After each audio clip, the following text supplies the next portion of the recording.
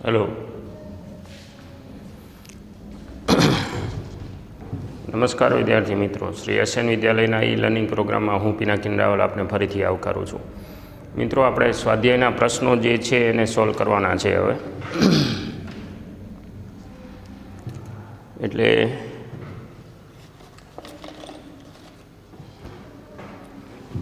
ઉદાહરણો બધા કવર કરી લીધા છે અને આશા રાખું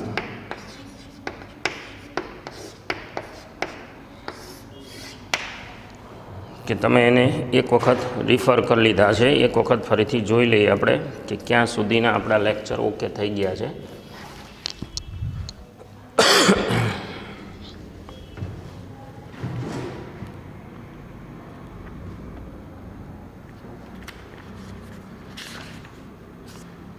લેક્ચર છે આપણું 13 અને ઉદાહરણો તમે રિફર કરી લીધા છે એક વખત। બહુ ખાસ હતા નહીં, પણ સ્વાધ્યાય મહત્ત્વનું છે આમાં। શરૂઆતના જે પ્રશ્નો છે ને એ થોડા કન્સેપ્ચ્યુઅલ બિલ્ડિંગ માટે છે। એટલે સ્વાધ્યાયમાં 4.1 તમે ટેક્સ્ટ બુક ઓપન રાખશો। નીચે આપેલી ભૌતિક રાશિમાંથી કઈ સદિશ રાશિ છે અને કઈ અદિશ છે, આપણે ખાલી લિસ્ટ બનાવવાનું છે। અને એક સૂચના આપી દો કે જેમ આપણે પારિમાણિક સૂત્રો માટે એક ટેબલ બનાવીને રાખેલું છે ચેપ્ટર 2માં, નવી કોઈ પણ ભૌતિક રાશિ આવે એટલે આપણે એમાં એને એડ કરી દેવાની છે, બરાબર। કોઈ પણ નવી ભૌતિક રાશિ આવે એને તમારે એમાં ઉમેરી દેવાની છે। હવે એવી જ રીતે જે રાશિઓ તમારી નજર સામે આવે એને 2 ગ્રુપમાં વહેંચતા જજો, સદિશ અદિશ સદિશ અદિશ। એટલે કોલમ જ આપણે એ રીતે બનાવી નાખવાનું કે ભાઈ રાશિનું નામ, એનો એકમ, એનું પારિમાણિક સૂત્ર, પછી સદિશ છે કે અદિશ, એવી રીતે તમે મૂકતા જાઓ તો તમારા માટે એક સરસ મજાનો ચાર્ટ તૈયાર થઈ જશે।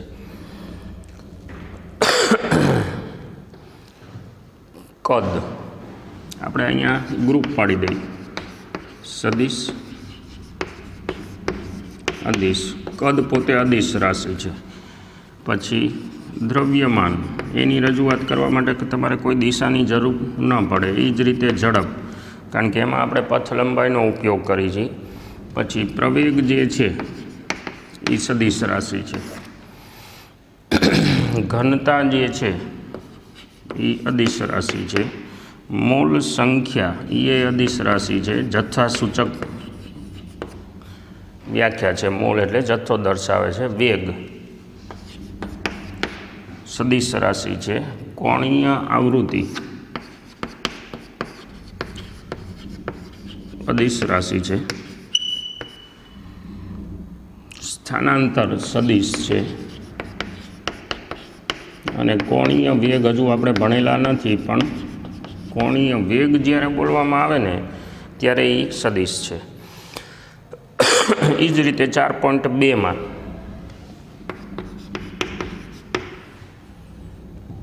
નીચે આપેલી યાદીમાંથી 2 અદિશ રાશિઓ ઓળખી બતાવો। હું એને ગ્રુપમાં જ મૂકતો જઈશ। તો બળ સદિશ છે, કોણીય વેગમાન સદિશ છે। તમે ભણેલા ન હોય એવી રાશિ આવે તો અત્યાર પૂરતું આપણે ડેટા તરીકે એને યાદ રાખશું। પછી કાર્ય અદિશ છે। વિદ્યુત પ્રવાહ અદિશ છે। રેખીય વેગમાન સદિશ છે। પછી વિદ્યુત ક્ષેત્ર સદિશ છે। સરેરાશ વેગ સદિશ છે। ચુંબકીય ચાક માત્રા સદિશ છે અને સાપેક્ષ વેગ પણ સદિશ છે। મારી પાસે જગ્યા નથી, પણ અહીંયા આપણે ઉમેરી દઈશું। પછી નીચે આપેલી યાદીમાંથી ફક્ત સદિશ રાશિઓ ઓળખી બતાવો। હવે અહીંયા જગ્યા પૂરી થઈ ગઈ છે, તમે ખાસ ધ્યાન રાખજો। તાપમાન દબાણ અદિશ છે। આઘાત સદિશ રાશિ છે। સમય અદિશ છે। પાવર અદિશ છે। કુલ પથ લંબાઈ અદિશ છે। ઉર્જા અદિશ છે। ગુરુત્વીય સ્થિતિમાન અદિશ છે। ઘર્ષણાંક અદિશ છે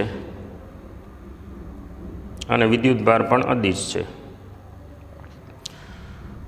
4.4 કારણ સહિત દર્શાવો કે સદિશ અને અદિશ રાશિઓ સાથે નીચે દર્શાવેલી કઈ પ્રક્રિયાઓ અર્થપૂર્ણ છે. અર્થપૂર્ણ મતલબ જેનો કોઈ મતલબ થાય અથવા તો એ પ્રક્રિયાઓ કરી શકાય એવું આપણે આપેલા ઓપ્શનમાંથી કહેવાનું છે. બે અદિશનો સરવાળો વર્ણનાત્મક છે એટલે આપણે સાંભળવાનું જ છે. બે અદિશનો સરવાળો. હવે કોઈ પણ બે અદિશનો સરવાળો કરી શકાય. અદિશ એટલે જેને દિશા નથી એવી રાશિ.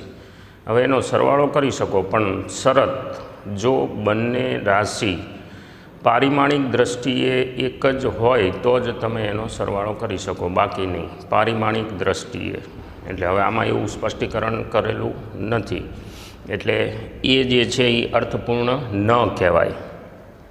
એમાં એવો ઉલ્લેખ કરેલો હોય કે બે સમાન પરિમાણ ધરાવતા અદિશનો સરવાળો તો જ એને અર્થપૂર્ણ કહેવાય. બરાબર ને? અદિશ એટલે હું એક્ઝામ્પલ આપું કે ભાઈ ઝડપ અને પથ લંબાઈ એને ઉમેરી ન શકાય. ઝડપમાં ઝડપ જ ઉમેરી શકાય, જે આપણે બીજા ચેપ્ટરમાં વાત કરેલી. ભલે બંને અદિશ છે પણ જો પરિમાણ સરખા હોય તો જ એને ઉમેરી શકાય.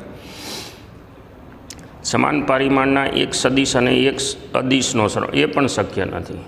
બંને સદિશ હોય, પરિમાણ ભલે સરખા હોય, માની લો સમાન પરિમાણ ધરાવતો એક સદિશ અને એક અદિશ, તો ઝડપ અને વેગ બેયના પરિમાણ સરખા છે, ઝડપ અદિશ છે, વેગ સદિશ છે, તો એ બેને તમે ન ઉમેરી શકો. બે સદિશ અથવા બે અદિશ ઉપરાંત બંનેના પરિમાણ સરખા હોય તો જ એનો સરવાળો થાય, એટલે બી પણ અર્થપૂર્ણ નથી. એક સદિશનો એક અદિશ સાથે ગુણાકાર, હા એ અર્થપૂર્ણ છે. એક સદિશનો એક અદિશ સાથે ગુણાકાર. હું એક્ઝામ્પલ આપું, AT. બરાબર ને? આવું સમીકરણ બનાવ્યું આપણે કે V બરાબર V0 પ્લસ AT. તો એક અદિશનો એક સદિશ સાથે ગુણાકાર એ અર્થપૂર્ણ છે, કારણ કે રાશિ તમને સદિશ મળશે પણ બીજી પ્રવેગ સાથે સમયને તમે ઉમેરો એટલે તમને વેગ નામની રાશિ મળે, તો આ અર્થપૂર્ણ છે, આ કરી શકાય. અર્થપૂર્ણનો મતલબ પોસિબલ છે. બે અદિશોનો ગુણાકાર એ પણ શક્ય છે. બે અદિશનો ગુણાકાર તમે કરી શકો. માની લો કે ઝડપ ગુણ્યા સમય કરો તમે તો તમને પથ લંબાઈ મળે, તો ડી પણ અર્થપૂર્ણ છે. બે સદિશોનો સરવાળો એ અર્થપૂર્ણ નથી. પાછું આપણે હમણાં જે લોજિક કીધું એ પ્રમાણે કે બે સદિશોનો સરવાળો તો જ શક્ય છે કે જો એમના પરિમાણ સમાન હોય. એક સદિશના ઘટકનો તે જ સદિશ સાથે સરવાળો. ના, સદિશનો ઘટક જે છે ને એ હંમેશા અદિશ હોય અને એનો તમે તે જ સદિશ સાથે સરવાળો ન કરી શકો. એટલે આખા લિસ્ટમાં સી અને ડી બે જ અર્થપૂર્ણ છે, બે જ પ્રક્રિયા શક્ય છે, સી અને ડી. નીચે આપેલ પ્રત્યેક કથનને ધ્યાનપૂર્વક વાંચો અને કારણ સહિત દર્શાવો કે સાચું છે કે ખોટું. કોઈ સદિશનું મૂલ્ય હંમેશા અદિશ હોય. હા, મૂલ્ય શું બતાવે છે? સદિશની પાસે શું હોય? બે વસ્તુ હોય, મૂલ્ય અને દિશા. હવે કોઈ પણ સદિશનું મૂલ્ય હંમેશા અદિશ હોય, કારણ કે મૂલ્ય તમે કાઢો એટલે એમાંથી દિશા નીકળી જાય છે, એટલે પહેલું વિધાન સાચું. કોઈ સદિશનો દરેક ઘટક હંમેશા અદિશ જ હોય જરૂરી નથી. સદિશના સદિશ ઘટકો પણ હોઈ શકે, કારણ કે સદિશ છે ને એના ઘટક એટલે શું? આમ ભૌતિક વિજ્ઞાનની દ્રષ્ટિએ તમે વિચારો ને તો એનું ભૌતિક અર્થઘટન થાય છે સદિશના ઘટકો એટલે જુદી જુદી દિશામાં તેની અસરકારકતા. એટલે એના સદિશ ઘટકો પણ પડી શકે, અને આપણે એક ઉદાહરણમાં આવું કરેલું છે. બરાબર ને? આપેલી દિશાના સ્વરૂપમાં સદિશના ઘટકો પાડેલા છે. હા, તમે એક્સ ઘટક એવું બોલી જાઓ તો એ અદિશ છે. એક્સ ઘટક, એક્સ દિશાનો ઘટક, પણ પછી ઘટક જે આવ્યો એ અદિશ ક્યારે પણ આગળ ઉલ્લેખ થઈ ગયો હોય તો. બાકી તમે એને દિશા સહિત દર્શાવો તો એ સદિશ છે પાછું. એટલે બીજું વિધાન સાચું ન કહી શકાય. કારણ તો પછી આપણે લખવાનું નથી રહેતું. હું તમને લખાવું ને એવો બધો ટાઈમ એટલે જ આપણે સ્પીડ થાય છે ને. કોઈ કણ દ્વારા કપાયેલ અંતરની કુલ પથ લંબાઈ હંમેશા સ્થાનાંતર સદિશના મૂલ્ય જેટલી હોય. ના, કારણ કે પથ લંબાઈ છે ને એ ઉમેરેલી જ હોય, અને સ્થાનાંતર સદિશમાં કદાચ પાછા વળવાનું થયું હોય તો સ્થાનાંતર સદિશનું મૂલ્ય ઓછું હોઈ શકે. આ સેમ પ્રશ્ન આપણે અગાઉ ચર્ચા કરી લીધી છે ત્રીજા ચેપ્ટરમાં. કોઈ કણની સરેરાશ ઝડપ સમાન સમયગાળામાં કણના સરેરાશ વેગના મૂલ્યથી વધારે કે તેના જેટલી, હા એ 100% સાચું, કારણ કે ઝડપની અંદર પથ લંબાઈ આવશે તો પથ લંબાઈ છે એ ઓલા સ્થાનાંતર કરતાં વધુ અથવા સરખા હોઈ શકે, એટલે એ વિધાન સાચું ડી. 3 સદીશો કે જે એક જ સમતલમાં નથી એનો સરવાળો કદાપી શૂન્ય થતો નથી, સાચું. 3 સદીશો, માની લો કે કોઈ પણ 3 સદીશ હોય એનો સરવાળો શૂન્ય કરવા માટે શું કરવું પડે? હેડ ટુ ટેલ એરેન્જમેન્ટ કરો તમે તો પહેલો સદીશ, એના હેડ ઉપર બીજો, એના હેડ ઉપર ત્રીજો. હવે એ 3 સદીશ છે એમાં પહેલાંની પૂંછડી સાથે છેલ્લાનું હેડ જો અડી જાય તો સરવાળો શૂન્ય થાય, કારણ કે પરિણામ કંઈ ન વધે. એટલે એ આ ટાઈપની રચના થાય. પહેલો સદીશ, એના હેડ ઉપર બીજો સદીશ, એના હેડ ઉપર ત્રીજો સદીશ. આવી બંધ આકૃતિ થાય તો પછી 3 સદીશનો સરવાળો શૂન્ય કહેવાય. એટલે હવે આ શૂન્ય ક્યારે થાય? માની લો કે તમે આ ત્રીજો સદીશ છે એ આ બોર્ડના સમતલમાં નહીં અને બહાર કાઢો તો સમતલની બહાર નીકળેલી આકૃતિ છે એ ઓલા પહેલા સદીશની પૂંછડીને અડશે જ નહીં, તો એનું પરિણામ 0 ન આવે. માની લો કે એ સદીશ આમાં આવ્યો, હવે 3નો સરવાળો કરો તો થોડોક ભાગ વધશે. એટલે 3 સદીશનો સરવાળો શૂન્ય થવા માટેની ફરજિયાત શરત સમતલીય હોવા જોઈએ, એક જ સમતલમાં. ઓબ્જેક્ટિવ માટે આપણે વિધાન ધ્યાનમાં રાખશું અથવા લખી લઈશું. 3 સદીશનો સરવાળો શૂન્ય થવા માટે ફરજિયાત 3 એક જ સમતલમાં હોવા જોઈએ. 4.6 નીચે દર્શાવેલ અસમતાઓ ભૌમિતિક કે અન્ય કોઈ રીતે સાબિત કરો.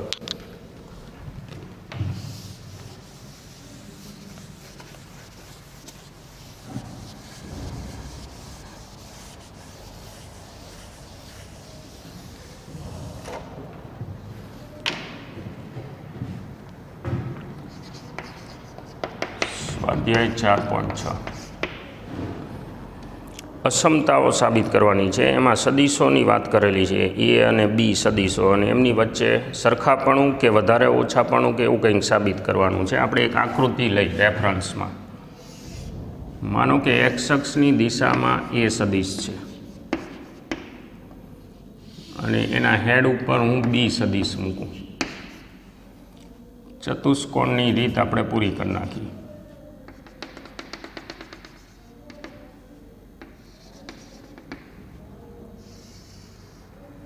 આ આપણો બી સદીશ, બરાબર, અને આમ જુઓ તો આ એ સદીશ. આ એનું રિઝલ્ટ છે આર, અહીંયા ઉગમ બિંદુ. આને આપણે નામ પાડી દઈએ પી ક્યુ આર એસ. એટલે હવે તમે જુઓ કે A plus B is equal to R છે. એટલે કે P Q plus Q R is equal to સદીશ તરીકે પી આર છે આકૃતિમાં. હવે તમારે જે અસમતા સાબિત કરવાની છે, નંબર 1, એ પ્લસ બી નું મૂલ્ય is always less than equal to mod A plus mod B. તમારે ભૂમિતિનું જ્ઞાન દોડાવવાનું છે, બીજું કંઈ નથી કરવાનું અંદર. ભૂમિતિનું જ્ઞાન એટલે શું? આપણે નાના ધોરણમાં ક્યાંક ભણી ગયા છીએ કે કોઈ પણ ત્રિકોણ છે એની 2 બાજુનો સરવાળો ત્રીજી બાજુ કરતાં મોટો જો હોય, આપણી પાસે ત્રિકોણ છે એટલે 2 બાજુનો સરવાળો, એટલે માનો કે પી ક્યુ વત્તા Q R is always greater than P R. બરાબર, ધોરણ 8માં કે એમાં ક્યાંક આપણે ભણી ગયા છીએ. ત્રિકોણની કોઈ પણ 2 બાજુનો સરવાળો, એટલે આપણે ત્રિકોણ લીધો પી ક્યુ આર અને એમાં પી ક્યુ પ્લસ ક્યુ આર છે એનો સરવાળો તમે કરો એટલે ત્રીજી બાજુ કરતાં મોટો જ થાય, ધોરણ 8નું રિઝલ્ટ. હવે પી ક્યુ કોણ છે? એનું મૂલ્ય છે. પછી ક્યુ આર કોણ છે? બીનું મૂલ્ય છે. અને પી આર કોણ છે? આરનું મૂલ્ય છે. આર એટલે રિઝલ્ટન્ટ, એ પ્લસ બીનું મૂલ્ય છે. એટલે હવે આ પહેલો ભાગ જે છે એ તો સાબિત થઈ ગયો, a પ્લસ બી જે છે એનો સરવાળો એ પહેલાં a પ્લસ બી કરતાં મોટો. હવે ઇક્વલ ટુ ક્યારે હોય? જો a અને b એક જ રેખા પર હોય. એટલે આવી રીતે આ a સદિશ અને બીજો સદિશ અહીંયા આ b સદિશ. તો હવે a પ્લસ બી ઓલરેડી ગોઠવાયેલા જ છે. જો હેડ ટુ ટેલ એરેન્જમેન્ટ, તો પરિણામ જે છે એ આ કહેવાય. એટલે અહીંયા તમે લખી શકો કે a પ્લસ બીનું મૂલ્ય ઇઝ ઇક્વલ ટુ એનું મૂલ્ય પ્લસ બીનું મૂલ્ય. બરાબર છે ને? માની લો કે a બરાબર હોય આપણી પાસે 3 i કેપ અને b બરાબર હોય 4 i કેપ. તો a પ્લસ બી સદિશ શું થવાનું? 3 ને 4 7 i કેપ. કારણ કે ઘટકો સમાન છે તો તમે એડ કરો અનુરૂપ ઘટકો આપણી બૈજિક રીત પ્રમાણે, તો અનુરૂપ ઘટકોનો સરવાળો એટલે 7 i કેપ. તો મૂલ્યનો સાદો સરવાળો ઇક્વલ ટુ થાય. એટલે જો એક જ રેખા ઉપર હોય તો બીજી આ જે ઇક્વાલિટી છે એ મળે, અધરવાઇઝ આ મળે કે ભાઈ બે બાજુનો સરવાળો ત્રીજી બાજુ કરતાં મોટો જ થાય. આ સમતા 1.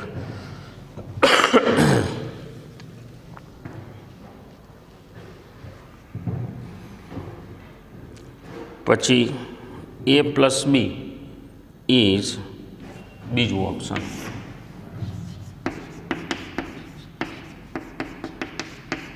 નું મૂલ્ય is greater than equal two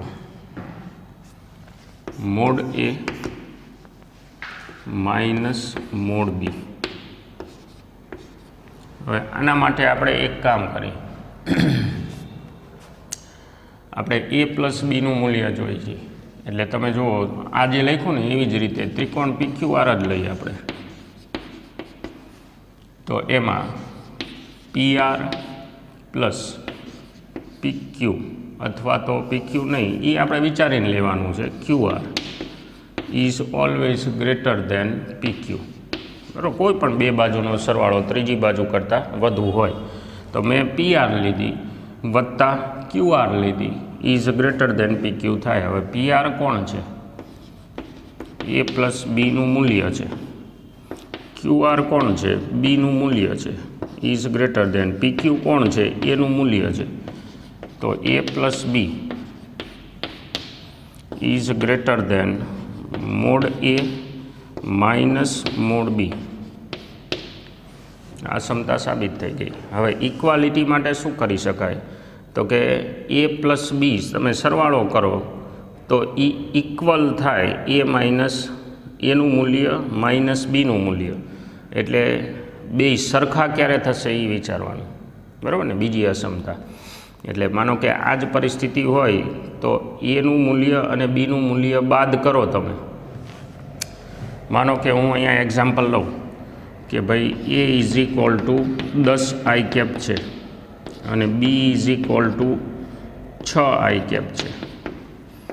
તો એનું મૂલ્ય માઇનસ બીનું મૂલ્ય, મતલબ આ પદ જે છે એ 4 i કેપ આવે, જે હકીકતમાં શું છે? a પ્લસ બીનું મૂલ્ય છે. એટલે આ સમતા થઈ ગઈ, ગ્રેટર આવ્યો જવાબ. બરાબર ને? એનું મૂલ્ય માઇનસ બીનું મૂલ્ય એટલે 10 અને 6 બાદ બાકી કરો એટલે 4 આવ્યું. અને a પ્લસ બીનું મૂલ્ય કાઢો તો a પ્લસ બીનું મૂલ્ય છે એ બે એક જ દિશામાં છે તો 16 i કેપ આવશે. તો એ ઓલા કરતાં ગ્રેટર થયું.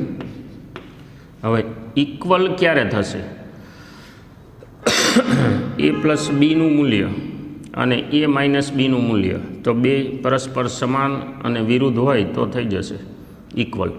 વિચારો, a બરાબર 5 i કેપ હોય અને b બરાબર માઇનસ 5 i કેપ હોય, પરસ્પર સરખા અને વિરુદ્ધ. a is equal to 5 i cap અને b is equal to minus 5 i cap. હવે આ બેનો સરવાળો કરો તો શૂન્ય સદિશ મળે. બેયને ઇન્ડિવિજ્યુઅલી તમે એડ કરો અને બાદ બાકી કરો તો 5માંથી 5 જાય તો 0 આવે. એટલે વસ્તુ એની જ આવી. એટલે શૂન્ય સદિશ આવે એવી પરિસ્થિતિ. મતલબ કે બીજા ઓપ્શનમાં તમે એવું કહી શકો કે પરસ્પર સમાન અને વિરુદ્ધ જો હોય તો ઇક્વાલિટી તમને મળે, અધરવાઇઝ ગ્રેટર જ હોય. એ જ રીતે a માઇનસ બી માટે કહેવાનું છે. a માઇનસ બી, હવે a માઇનસ બી જોતો હોય ને તો અહીંયા એક આપણે સુધારો કરી નાખીએ આકૃતિમાં.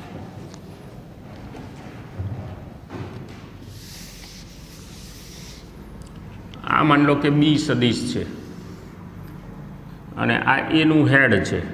હું અહીંથી બીનો વિરોધી દોરું માઇનસ બી અને આને જોડી દઉં તો આ શું થાય? એ પ્લસ માઇનસ બી એટલે એ માઇનસ બી સદિશ થયો. કયો? પી. અને અહીંયા નામ પાડી દઈ ટી. તો PT is equal to A minus B સદિશ થયો. અને હવે જે અસમતા સાબિત કરવાની છે એમાં આ જ રીતે તમે નીચેનો ત્રિકોણ લઈ લો, તમને મજા આવે એ રીતે PQRમાં જેમ લીધું એટલે એ બે સાબિત થઈ જાય.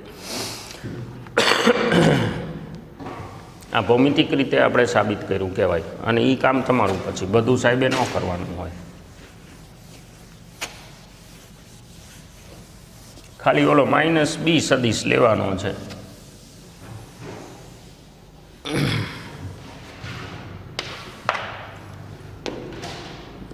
ત્યારબાદ a plus B plus C plus D is equal to શૂન્ય સદિશ આપેલું છે. તો નીચેનામાંથી કયું વિધાન સાચું છે? 4.7. હું ખાલી હિન્ટ આપી દઉં તમને.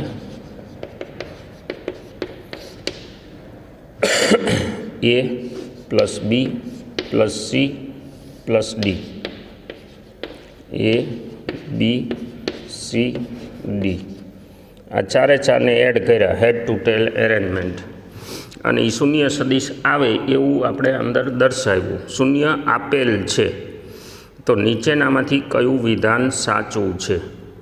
આ પરિસ્થિતિ થઈ.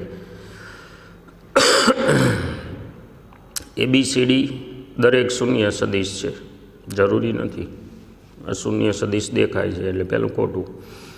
a પ્લસ સીનું મૂલ્ય બી પ્લસ ડીના મૂલ્ય જેટલું છે. a પ્લસ બીનું મૂલ્ય ડી પ્લસ સીના મૂલ્ય જ બી પ્લસ ડીના મૂલ્ય જેટલું છે.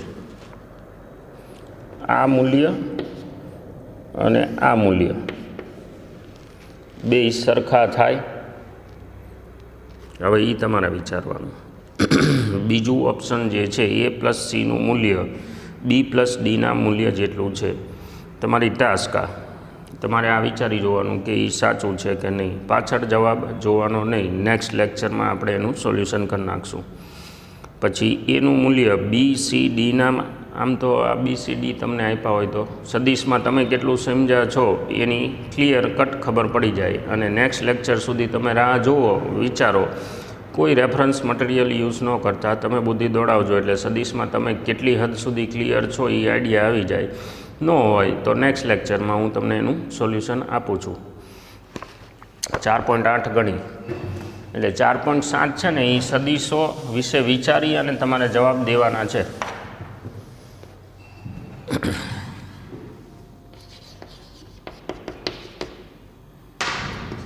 સ્વાધ્યાયમાં 4.8 3 છોકરીઓ 200 મીટર ત્રિજ્યાવાળી વર્તુળાકાર રિંગમાં બરફની સપાટી પર સ્કેટિંગ કરે છે. એટલે આવું કંઈક છે. વર્તુળ દેખાતું નથી પણ માની લેજો. પી ક્યુ, એક ડાયરેક્ટ, એક આમ થઈને અને એક આમ થઈને સી અને બી. 200 મીટર ત્રિજ્યાવાળી વર્તુળાકાર રિંગમાં બરફની સપાટી પર સ્કેટિંગ કરે છે. સપાટીની કિનારી પર બિંદુ પીથી સ્કેટિંગ શરૂ કરે અને વ્યાસાંત બિંદુ ક્યુ પર જુદા જુદા પથ પર 3 પથ આપ્યા છે, એ, બી અને સી. આ ત્રણેય રસ્તા ઉપર ક્યુ સુધી પહોંચે છે. 3 અલગ અલગ ઓપ્શન. દરેક છોકરીના સ્થાનાંતર સદિશનું મૂલ્ય સ્થાનાંતર સદિશ દરેક છોકરી, રસ્તો જુદો જુદો છે પણ સ્થાનાંતર દરેકનું કેટલું કહેવાય?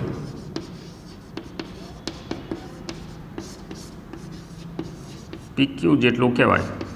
P થી Q રસ્તો આપણને ખબર છે. સ્થાનાંતર ગણતી વખતે પ્રારંભિક સ્થાન અને અંતિમ સ્થાન વચ્ચેનો તફાવત જ હોય તો એ PQ જેટલો જ આવશે અને એનું મૂલ્ય કેટલું થાય? ત્રિજ્યાનું ડબલ, 400 મીટર થાય. ત્રિજ્યા 200 મીટર છે એટલે ત્રિજ્યાનું ડબલ, કારણ કે વ્યાસ જેટલું માપ થશે આ.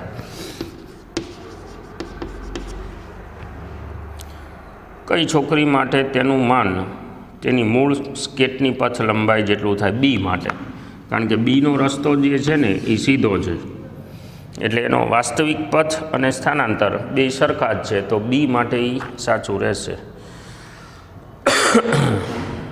4.9.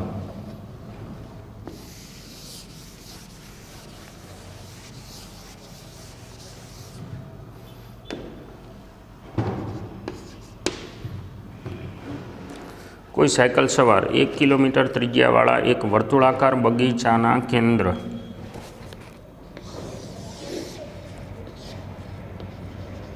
O પાસેથી ગતિ શરૂ કરે છે અને બગીચાના કિનારા P સુધી પહોંચે છે. ત્યાંથી તે બગીચાના પરિઘ પર સાયકલ ચલાવતા ચલાવતા QO માર્ગે કેન્દ્ર પર પાછો આવે છે. આવી રીતનો માર્ગ બતાવ્યો છે. એટલે પરિઘ ઉપર એ વર્તુળના ચોથા ભાગ જેટલું અંતર કાપી અને પાછો Qથી કેન્દ્ર ઉપર આવે છે. જો આ ચક્કર કાપવા માટે તેને 10 મિનિટ, હવે આમાં R = 1 કિલોમીટર અને ડેલ્ટા T છે એ કેટલું છે? 10 મિનિટ. તો સાયકલ સવારનું ચોખ્ખું સ્થાનાંતર, સરેરાશ વેગ અને સરેરાશ ઝડપ. ચોખ્ખું સ્થાનાંતર, આમાં ગોબરું ચોખ્ખું એવું નહીં સમજવાનું, નેટ સમજવાનું. તો ચોખ્ખું સ્થાનાંતર 0, કારણ કે એ ક્યાંથી શરૂ કરે છે? Oથી, પછી Pથી, પછી Qથી, પાછો O ઉપર પાછો આવે છે એટલે એનું નેટ સ્થાનાંતર 0 કહેવાય. તો પછી સરેરાશ વેગ એ 0 કહેવાય, કારણ કે સરેરાશ વેગની વ્યાખ્યા શું છે? સ્થાનાંતર છેદમાં સમય. હવે એનું ખુદનું સ્થાનાંતર 0 છે તો એનું સરેરાશ વેગ પણ 0 કહેવાય. ત્રીજો પ્રશ્ન પૂછો, સરેરાશ ઝડપ. સરેરાશ ઝડપમાં આપણે શું લેવાનું છે? કુલ પથ લંબાઈ છેદમાં લાગેલો સમય. હવે પથ લંબાઈ જે લેવાની છે એમાં તમે જુઓ, OP + PQ + QO છેદમાં ડેલ્ટા T. એટલે સરેરાશ ઝડપ બરાબર OP એટલે કોણ? ત્રિજ્યા, વત્તા PQ એટલે શું? પરિઘનો ચોથો ભાગ, પરિઘનો ચોથો ભાગ વત્તા દેખાય જ છે, અને QO એટલે શું? પાછું ત્રિજ્યા છેદમાં ડેલ્ટા T. હવે આ ઝડપ તમારે માની લો કે મીટર પ્રતિ સેકન્ડમાં જોતી હોય તો આ 1000 1 કિલોમીટર એટલે, અને 10 મિનિટ એટલે 600 સેકન્ડ. 1000 વત્તા બગડો કાપી નાખો એટલે πr/2 એટલે 500 પાઈ, બરાબર ને? R 1000 છે, ભાગ્યા 2 વધ્યું એટલે 500 પાઈ વત્તા 1000 છેદમાં ડેલ્ટા T 600 સેકન્ડ. સાદુરૂપ જે આવે એ તમારું આન્સર આવશે મીટર પ્રતિ સેકન્ડમાં. સરેરાશ ઝડપ 4.10.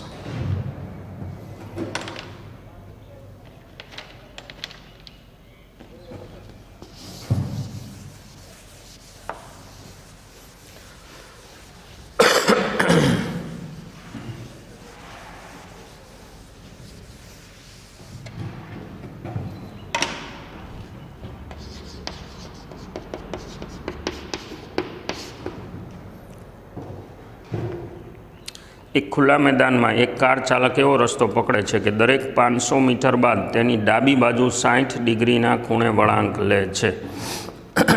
માનો કે અહીંથી શરૂ કરે છે એ 500 મીટર જાય અને આપણે એ સદિશ કહી દઈએ, જેનું મૂલ્ય છે 500 મીટર અને દિશા આપણે જે દર્શાવી પછી આગળ વિચારી. ડાબી બાજુ 60 ડિગ્રી એની પોતાની. હવે તમે પોતે વિચારો કે હું આમ જતો હોય તો મારી ડાબી બાજુ 60નો ખૂણો વાળવાનો છે, પોતાની ડાબી બાજુ.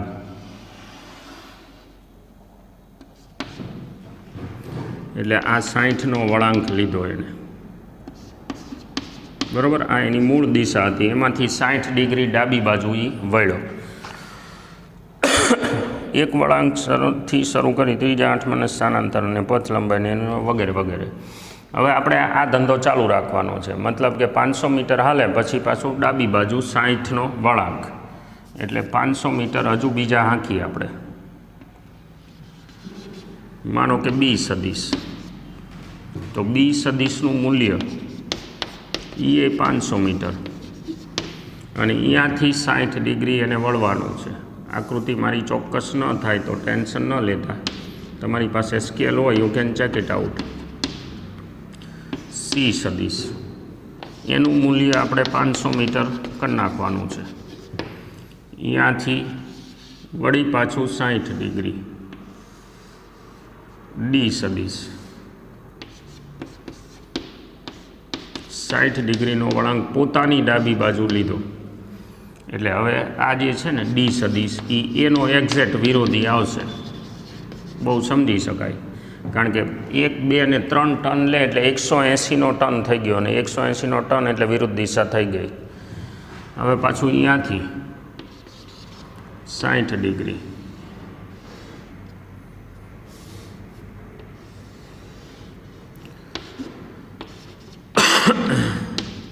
અને હવે અહીંયાથી 60 ડિગ્રી. આ ડી પછી ઈ સદિશ અને આ એફ સદિશ, ટોટલ 6 વળાંક લીધા એણે. 1, 2, 3, 4, 5 અને હવે અહીંથી છઠ્ઠો વળાંક લે એટલે એની મૂળ દિશા આરે મેચ થઈ જાય. તો એ શું કહે છે, કાર ચાલકના ત્રીજા, છઠ્ઠા અને 8મા વળાંક પાસે સ્થાનાંતર ગોતવાનું અને દરેક સ્થિતિમાં કુલ પથ લંબાઈ અને સ્થાનાંતરના મૂલ્ય સાથે તુલના કરવાની છે. કયા કયા કીધા છે? ત્રીજું, છઠ્ઠું અને 8મું. ત્રીજું, છઠ્ઠું અને 8મું. પહેલા વળાંકથી શરૂ કરી, એટલે આ પહેલો વળાંક શરૂ કર્યો, બરાબર. પછી આ બીજો અને આ ત્રીજો, આ ત્રીજો વળાંક, પછી આ ચોથો, આ 5મો, આ છઠ્ઠો વળાંક, છઠ્ઠો વળાંક અહીંયા, પછી આ 7મો અને આ 8મો. ત્રીજા વળાંક પાસે એના સ્થાનાંતરનું મૂલ્ય અને સરેરાશ પથ લંબાઈની ચર્ચા કરવાની છે.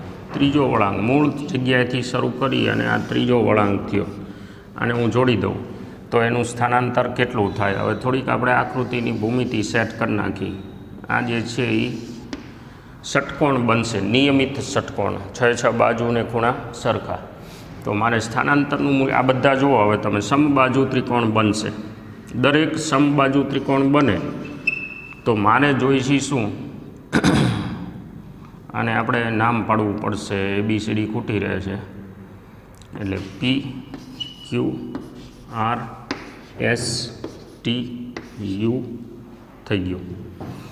અને હવે હું માની લો કે ત્રીજા વળાંક પાસે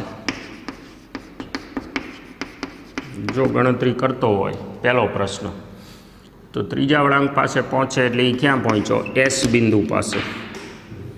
તો સ્થાનાંતર એનું કેટલું? PS સદિશ. અને PS સદિશ એટલે શું? PO વત્તા OS. હવે PS સદિશનું મૂલ્ય કેટલું થશે? દેખાય છે PO સદિશનું મૂલ્ય વત્તા OS સદિશનું મૂલ્ય આકૃતિમાં, બરાબર ને? ત્રિકોણની રીત પ્રમાણે જ આપણે વિચારવાનું છે. હવે પીઓ સદીશનું મૂલ્ય કેટલું હશે? 500 વત્તા આ કેટલું હશે? 500, એટલે આ 1000 થાય. આને આપણે પહેલો વળાંક ગણ્યો છે. પહેલા વળાંક પછી શરૂ કરીને, એટલે એકડો ઓલા પણ નથી લેવાનો. અહીંયા પહેલો, બીજો, આ ત્રીજો વળાંક. હવે એની પથ લંબાઈ કેટલી થશે?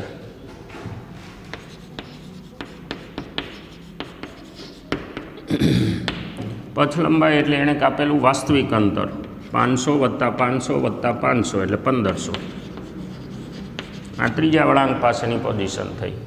પછી છઠ્ઠા વળાંક પાસે તમે આવો તો એનું સ્થાનાંતર શૂન્ય થઈ ગયું, બરાબર ને? પહેલાંની પૂંછડીને અડી ગયો એટલે એ વખતે સ્થાનાંતર શૂન્ય એનું મૂલ્ય. પથ લંબાઈ કેટલી? તો કે 500 506 વખત, એટલે 6 5 3000 મીટર આવે. પછી આઠમા વળાંક પાસે આવે એટલે આ થઈ પોઝિશન. તો આઠમા વળાંક પાસે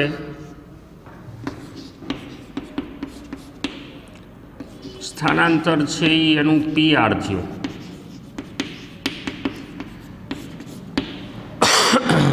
સ્થાનાંતર PR. પથ લંબાઈ કેટલી? તો કે PQ વત્તા QR એટલે 1000 થઈ ગયું. અને મારે સ્થાનાંતરનું મૂલ્ય જોઈએ, PRનું મૂલ્ય. હવે એમાં પછી મારે ઘટકોને એનું સાદુરૂપ દેવું પડે. માની લો કે આને હું x દિશા ગણી લઉં તો A સદીશ is equal to 500 I cap. B સદીશ A અને Bનો સરવાળો કરવાનો છે આઠમા વળાંક પાસે. અહીંયા પથ લંબાઈ છે એ કેટલી થઈ ગઈ? 500 ને 500 1000. હવે B સદીશ છે એના ઘટક પડશે 500 એનું મૂલ્ય, cos 60 I કેપ અને sin 60 J કેપ, બરાબર ને? આ ખૂણો 60નો છે એટલે એના બે ઘટક પાડીએ આપણે. તો એક x દિશામાં એનો ઘટક કયો આવશે? cos 60 અને y દિશામાં sin 60. એટલે આ થઈ જાય 500 1/2 I કેપ cos 60ની કિંમત અને √3/2 J કેપ. તો આપણો PR સદીશ સ્થાનાંતર બરાબર શું થયું? A plus B. અને A પ્લસ B એટલે શું? 500 I કેપ વત્તા 500નું અડધું એટલે 250 I કેપ વત્તા 500નું અડધું એટલે 250 વર્ગમૂળ 3 J કેપ. એટલે આ થાય 750 I કેપ વત્તા 250 વર્ગમૂળ 3 J કેપ. અને હવે એનું મૂલ્ય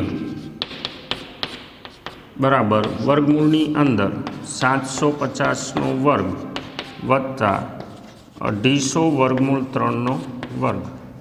સાદુરૂપ જે આવી તમારું આ સ્થાનાંતરનું મૂલ્ય થયું. જોમેટ્રિકલી પણ આને કરી શકાય, પણ આપણે ટ્રેડિશનલ વેથી હાલ્યા છે. ઓકે, 4.10 અત્યારે બસ. હવે વળી પાછા 4.11થી આગળ જશું. હા, 4.7 મેં તમને આપેલું છે. કોઈ પણ રેફરન્સ મટીરિયલમાં જોયા વગર એને સોલ્વ કરજો. ન થાય કંઈ વાંધો નહીં, નેક્સ્ટ લેક્ચરમાં આપણે કરશું. પણ તમે બુદ્ધિ દોડાવશો તો સદીશના વિચારો તમને વધારે ક્લિયર થશે. ખાસ ધ્યાન રાખજો. અલ્પવિરામ કરીએ. Thank you.